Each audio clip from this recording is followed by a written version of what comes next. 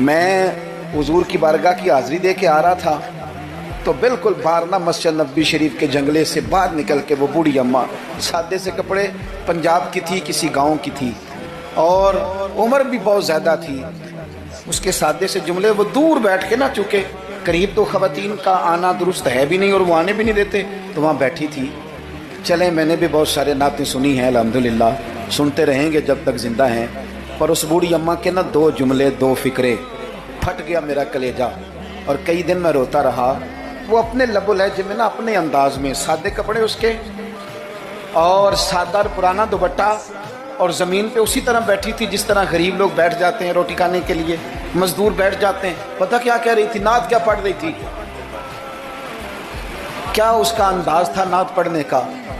वो कभी देहातों में सादी औरतें जिस तरह बात करती थी, हमारी बूढ़ी माएँ इस तरह वो बात कर रही थी और इशारे करके ना मदीने के दरो दीवार की तरफ अपना मज़ा पूरा कर रही थी। कह रही थी, वेखो नहीं वेखो,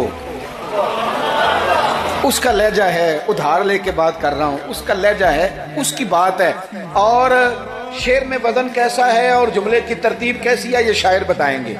मुझे तो लुत्फ़ आया था तो मैं बात आगे नकल कर रहा हूँ। वो कह रही है और वो मतलब अवाम को मुतवज्जे नहीं कर रही, वहाँ तो है ही कोई नहीं, अकेली बैठी है, अपना ज़ौक़ पूरा कर रही है।